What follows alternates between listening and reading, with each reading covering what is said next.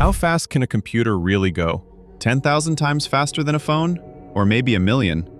Try 1 quintillion calculations every single second, a number with 18 zeros, which is the entry ticket to the exascale world. These machines solve problems normal computers can't touch, from nuclear simulations to climate studies, and this tour explores the fastest ones on the planet. What makes exascale so special? Exascale is not just about bragging rights. It represents a turning point in the history of computing. At this scale, machines can recreate the real world inside a digital space with extreme detail. Every small factor, heat, pressure, materials, molecular changes, can be added to a simulation.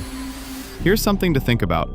What kind of global problems would become easier to understand if computers could run this fast?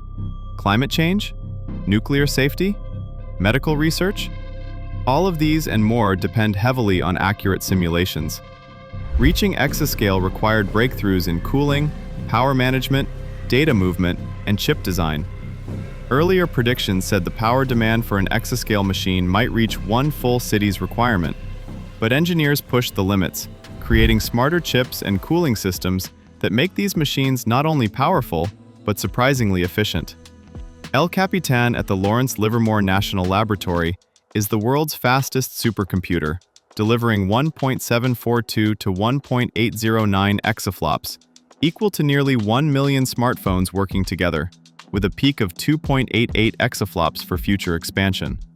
Built by HPE and AMD on the HPE Cray EX255A architecture, it combines 4th-gen AMD EPYC processors with over 46,000 AMD Instinct MI300A units, creating more than 11 million cores while operating at about 29,581 kilowatts. Its primary mission is nuclear stockpile stewardship, running detailed 3D nuclear simulations that older machines took weeks to process, now completed in hours or days. El Capitan also strengthens materials science, accelerates high-energy physics studies, pushes drug discovery, improves manufacturing research, and boosts climate modeling with far more accurate long-term predictions. Frontier at Oak Ridge National Laboratory in Tennessee held the world's fastest title before El Capitan arrived, reaching 1.353 exaflops and becoming the first machine to break the exascale barrier. The system runs on the HPE Cray EX255A architecture, powered by AMD EPYC 64-core CPUs and 37,888 AMD Instinct MI250X GPUs, adding up to more than 9 million cores working side by side. One major strength of Frontier is its energy efficiency, delivering 62.86 gigaflops per watt, placing it slightly ahead of El Capitan in this category.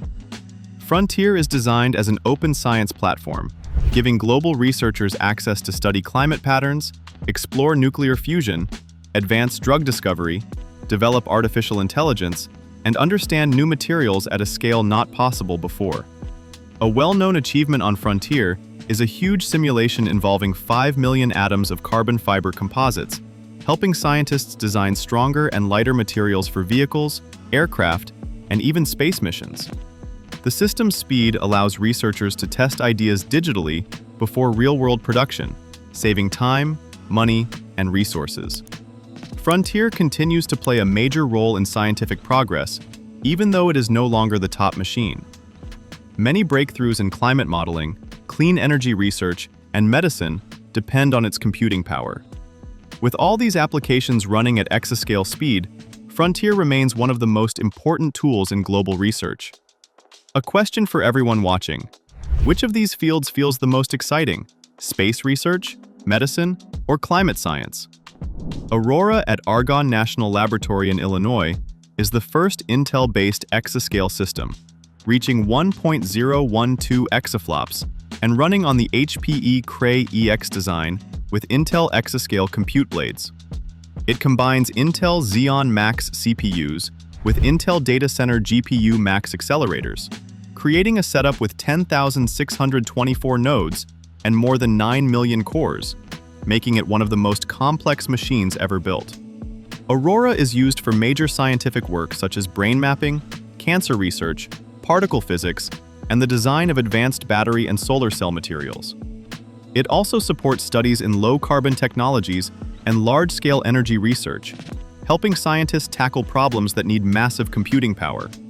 The machine runs at about 38,698 kilowatts, which makes it less efficient than some competitors, but ongoing tuning is expected to boost performance over time. Even with its heavy power use, Aurora remains a crucial tool for next-generation science, pushing Intel into the top tier of exascale computing. Germany's Jupiter booster ranks as the fourth most powerful system in the world, delivering 793.4 petaflops, or 0.793 exaflops. While still below full exascale speed, it marks Europe's strongest entry so far. Jupiter uses the Evident Bulsequana XH3000 architecture paired with the NVIDIA GH200 superchip. The system's development testbed, JEDI, achieved a world-leading 72 gigaflops per watt, showing that extreme power does not always mean extreme electricity costs.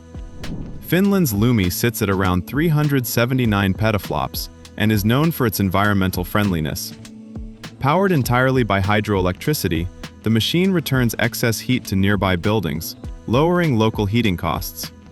Lumi's architecture uses AMD Trento CPUs and AMD Instinct MI250X GPUs, placing it among Europe's strongest scientific tools. Research projects on Lumi cover climate science, AI, materials, and health studies. Now let's see what exascale machines actually solve. Exascale computing targets global-scale scientific challenges, handling physics and data far beyond ordinary machines, especially in nuclear safety, climate science, medicine, materials, and AI. At national labs, systems like El Capitan run nuclear simulations that ensure weapon reliability without real tests, while 1-kilometer climate models predict storms and atmospheric shifts with far greater accuracy. Would more precise forecasts change how communities prepare for disasters? These machines speed up drug discovery by simulating protein folding, drive materials science by modeling millions of atoms, and support fusion energy research through extreme plasma simulations. Several exascale systems also boost AI and machine learning using mixed precision computing that processes massive scientific datasets faster than ever. Exascale computing did not come easily. Engineers had to solve 4 major challenges. The first thing is power consumption, because early projections showed exascale machines needing over 100 megawatts. But engineers redesigned architectures to achieve full exascale speed at under 40 megawatts. The second major challenge is data movement, since shifting information inside the system consumes more energy than computing itself, leading to new interconnects like Slingshot 11 that cut delays and power waste. The third challenge is fault tolerance, as millions of cores guarantee frequent failures, so exascale systems constantly detect, isolate, and recover from faults without slowing the workload. The fourth challenge is parallel processing, where simulations must split into millions of microtasks running simultaneously, forcing software teams to build entirely new programming models to manage such extreme complexity. Another fun fact: Frontier uses over 145 kilometers of internal cabling, almost enough to cover the distance between 2 small towns.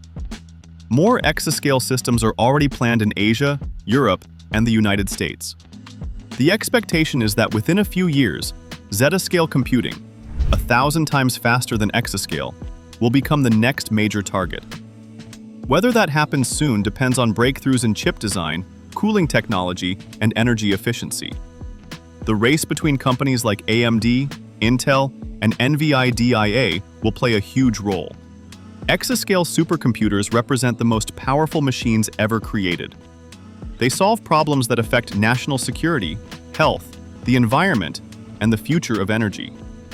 From the unmatched speed of El Capitan, to the scientific reach of Frontier and Aurora, to the eco-friendly systems in Europe, the world has entered a new age of high-performance computing. A final question: which machine from this tour felt the most impressive, and why?